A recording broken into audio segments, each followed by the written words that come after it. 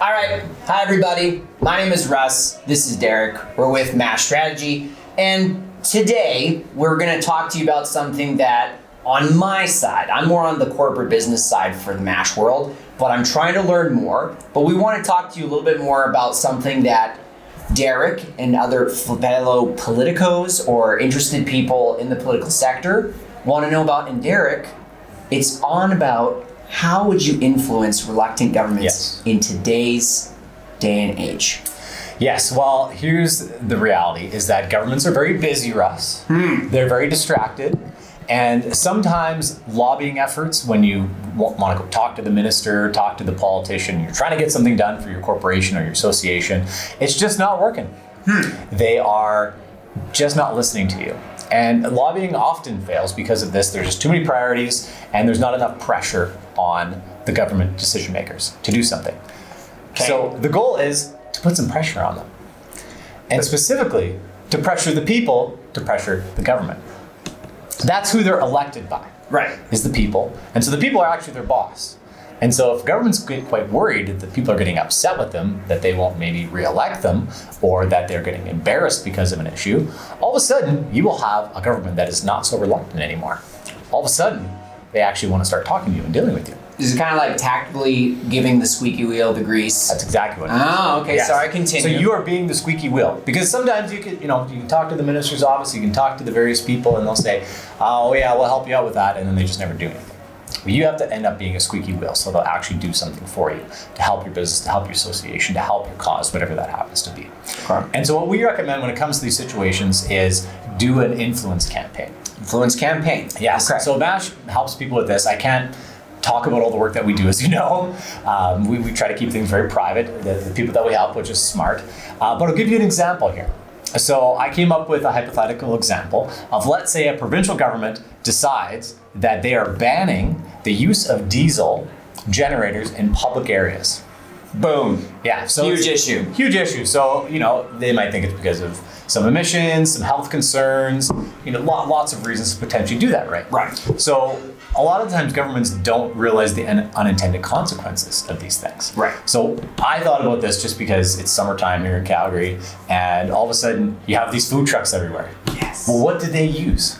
Oh. Diesel generators. Yes. To either heat their food, keep their operations running, cool the food if it's an ice cream truck or a Slurpee truck. Got to support the system, right? Yeah. So now all of a sudden they can't really operate anymore.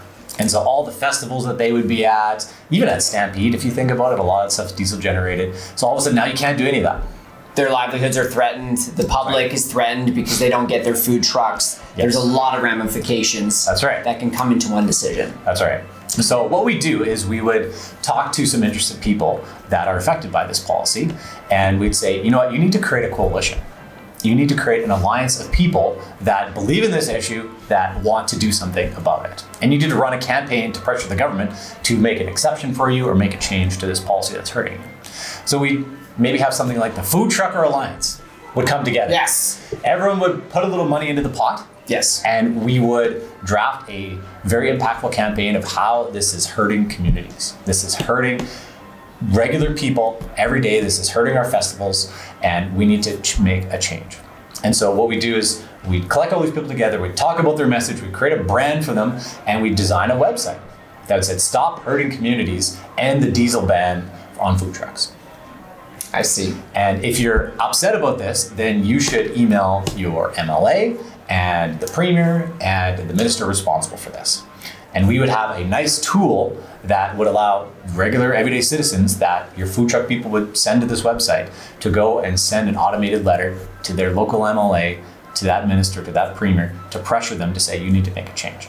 So if you want to make social change in politics and influencing a government, raise awareness and education, give them a platform to rally their action, and make it easy for them and spread as much awareness as possible. Exactly. Okay. Yes. All right. So that's what we help them do. So another thing you'd probably help them do is write a media release. Okay. So we'd help them appoint a spokesperson, give them key messages, and we go to the media and say, hey, this Food Truck Alliance has gotten together and said, this policy is unfair, it's unjust, it's hurting our communities, it's hurting children. I want my food out of the food truck. Absolutely. And if there's an ice cream truck that is in our area of Calgary, and it uses diesel, and that would be horrible. Think of the children. Too many children crying. Exactly. Okay. So that's not good. High stakes. Yes. So media release, spokesperson, and then maybe you really want to ramp it up. If you have enough money, you might want to do some billboards talking about how this is unfair, and the diesel ban on food trucks, on communities, on festivals. You want to do some radio ads talking about that. Not good. And then you want to drive them to this website, the foodtruckeralliance.ca website / stop the diesel ban, whatever you want to do there. .ca. Yeah. Send a letter to your MLA, to the premier, to the minister, saying we need to end this. And media relations, when you talk to the media, you're talking to CTV, CBC will help coach you through all that. And then you want to do the call to action with the media as well. And send everyone to the website. We literally, from grassroots up, create awareness to the cause, the full platform, and then literally expand it further to become the ultimate squeaky wheel to the government. That's right. And so as a government, this is very concerning to them, because all of a sudden you have public attention. You have all these small, and so like, even think of this, for example. So I live in Auburn Bay. We have an association there, and they have a food truck day in the summer, where you bring everyone together. Well, all of a sudden now the Auburn Bay people can get upset, and they could go to the media and say, hey, look at this. And they send an email list out to their 20,000 members saying, you have to pressure the government. And then you have thousands of letters going to all these people. And the government's like, wow, this is a problem now. Because it's our problem. Yeah, exactly. So it's true. So it's really blowing it up. And then we haven't even talked about your digital channels that you'd use. So we definitely create we call it a statement video, but a video that really clearly describes what the problem is, what the solution is, and what the government action needs to take, and what you as a citizen needs, and the action you need to take as a citizen to pressure the government to make a change here. Fair. So you do a video, you do cool social media graphics, and then you run a ton of advertising, driving them to your website to get more information and to send those automated letters. Dang. Okay. So after that, you should very likely be getting some good conversations with the government. They'll come to you, you go to them. Absolutely. So they'll end up calling you and say, hey, let's talk about this. So we've done this successfully a number of times in multiple different provinces, and it works. We've done it with governments that we're very friendly with, because sometimes, I don't know how to say this properly, but governments are sometimes dumb. Oftentimes they're dumb, and you have to help them in a democracy make better decisions. That is our job as citizens. So a lot of people think, oh, you shouldn't do this is too much. What if you upset the politicians on this? And I say it's their job to listen That's to you. the idea. That's the idea. Is you're activating citizens about issues they care about and making real change in government. Well, and I can speak from the citizen side for sure too, that, if let's say someone comes out with the diesel generator ban and we're like, oh yeah, I guess like on a surface level that makes sense. And then some cause comes forward and says, hey, wait up, before you just let this pass by, boom, boom, boom, boom, boom, this is what's at stake.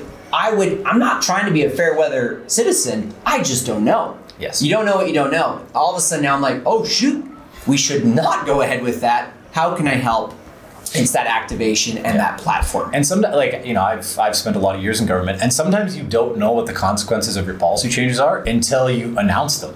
So you can try to predict, cabinet can try to predict, and all the policy people, then all of a sudden you announce this policy and you're like, oh geez, we didn't think of that. Once it hits the fan, you're like, oh, yeah, not a good idea. And a good government will listen to that feedback and they will make a change. They don't always make the change because they have other reasons they might want that policy in there. Right. But a lot of times they do make a change, and that is a sign of good government.